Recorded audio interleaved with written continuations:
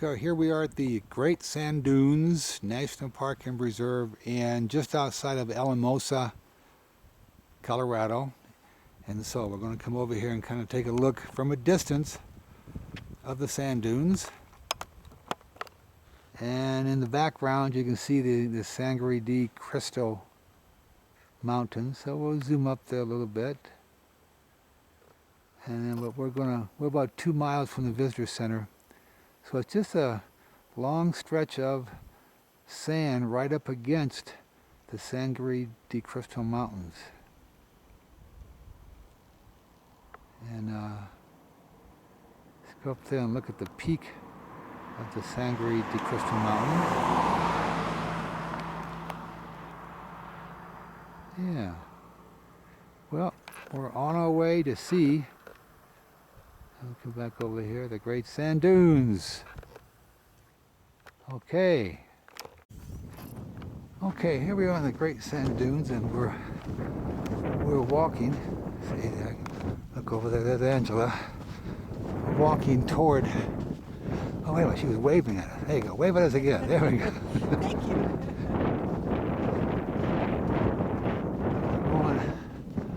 I'm not sure how far up we're going to walk. They say it takes about a 2-hour round trip to go all the way to the top, but we don't have that much time.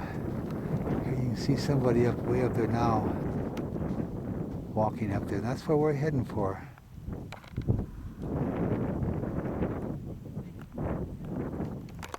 Okay, here we are. We're starting to come up. We come around over here, and you can see where we have just started to come up the sand dune. There's the foothills in the background, but the sun's in the wrong direction. But here we go. Take a picture of the sand dunes up here. I'm going to back up a little bit and get Angela in the picture. There we go. Don't go off the edge. How steep is it there? Yeah. Yeah, let's go. People have hiked way up to the top of that one. I thought I saw somebody up there once. There he is. Yeah, but we're not going to go up there. That's just too far to go.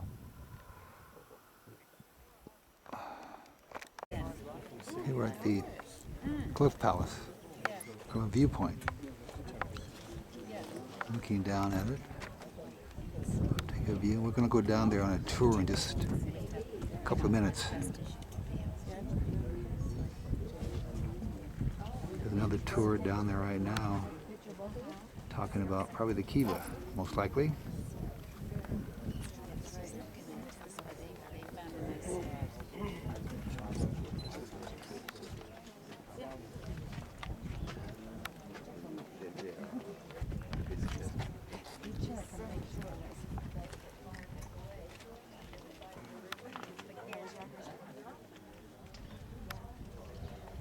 Perfect stranger, you can go ahead.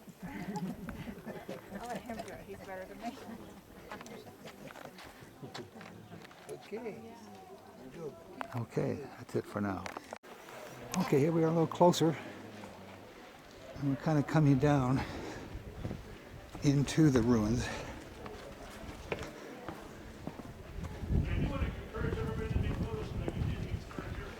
There we go. Right in here, huh?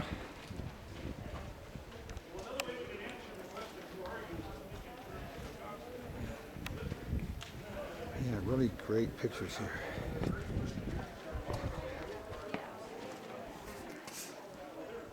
There's Angela. Come on down.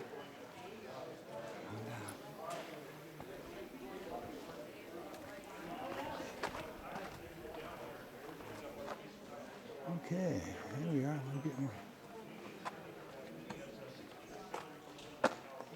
Are you videotaping right now, or just looking? Okay, here we go. Looks like a kiva right there.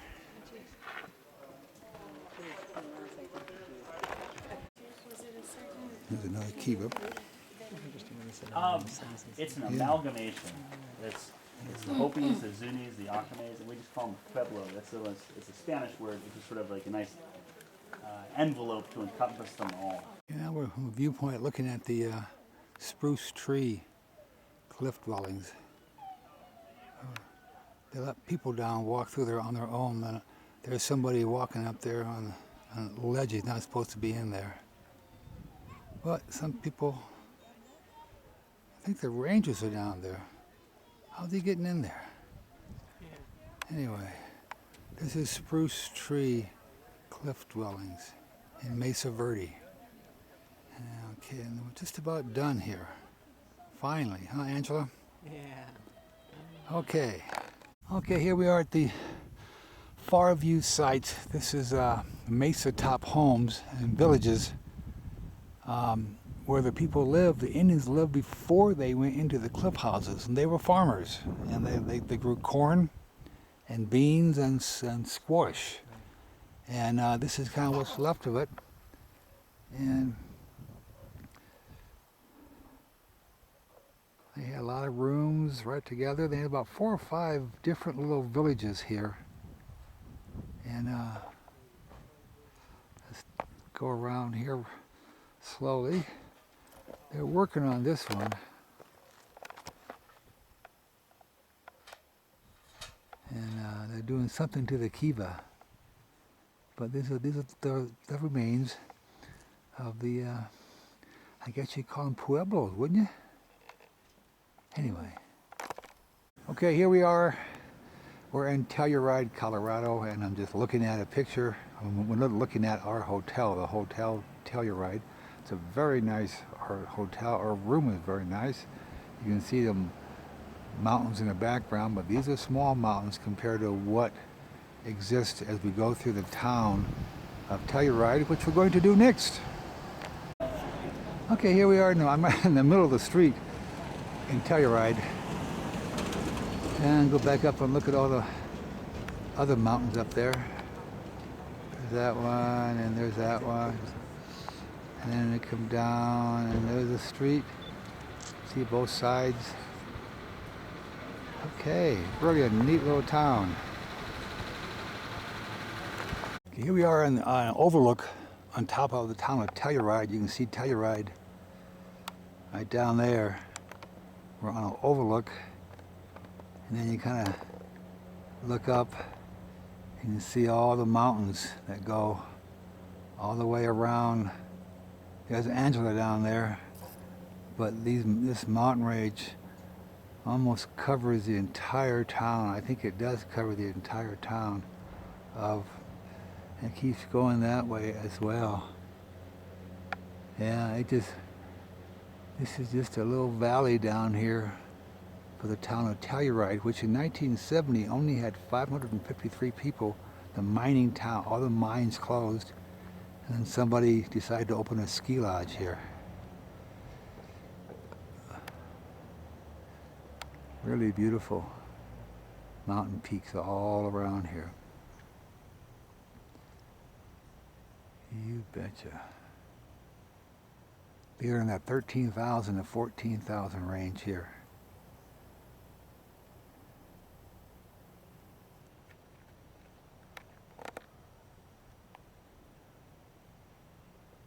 I'll come down here. We'll zoom in on Angela. She doesn't know we're looking at her. She's just walking toward us, and I'm filming her. I don't even have my shades on. Oh, okay. All right, that's about it for the video camera. Now we're going to see if we can do some, both of us, with the tripod. Okay. The four-wheel thing is gone. There's Angela, sitting on a bench overlooking. We're at 10,500 feet, and Telluride's about 8,600 feet. So we're up a couple thousand feet here. I'm going to take the gondola back down pretty soon, have a drink. I think I need a drink. One more look at the mountains. I'll zoom in a little bit. Really pretty amazing mountains here. We're at a scenic spot as we leave Telluride, and this guy over here is Mount, I think that's Wilson Peak. And it's 14,000 feet high. And we come over this way, this guy here is Mount Wilson. It's 14,246 feet. I don't think it gets much higher than that in the U.S., that's for sure. Okay, now we're going to come over this way and see if it can get up here. This one up here, I'm not sure what those are. There's snow, but they're all snow covered. This one here, I'm not sure. There's another one that's really, really high up from where we are.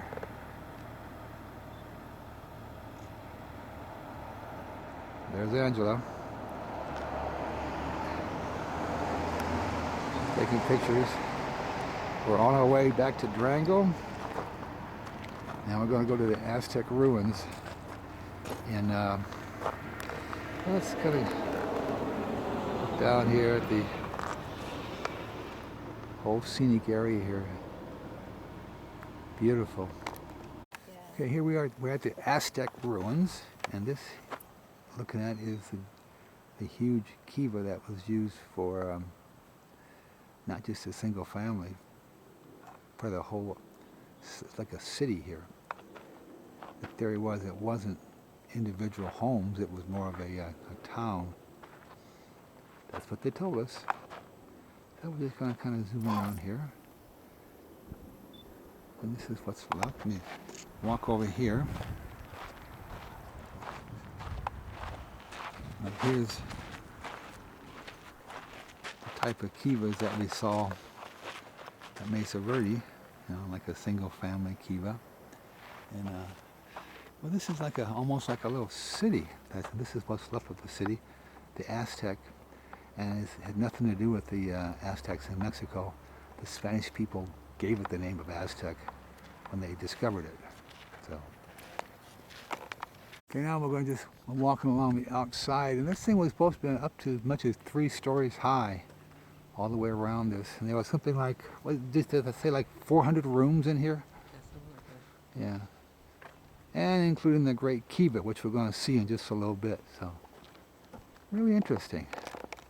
So we're going to go in here now. It says, watch your head, low doors. People back in those years were much smaller than we are today. So here we go.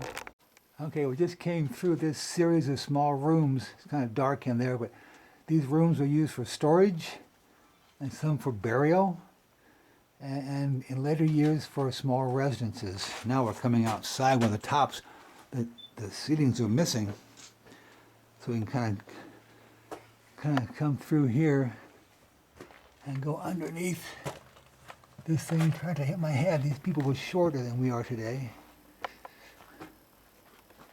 and yeah, and they had little openings like this, which allowed light in and air ventilation inside these rooms. Very interesting. Here we're up on a little higher level, looking at the ruins, and we're looking at a relatively large kiva here. And then we haven't got to the big kiva yet. Just a minute, okay. Okay. Okay, we're inside the Great Kiva. It's quite an interesting place, as you can see here with the roof. This is reconstructed as to how it would have been back in 1100, but really a neat place. Those small rooms here, and we pushed a button and it's playing some Indian ceremonial song. I think it's saying, "Welcome, Mark and Angela."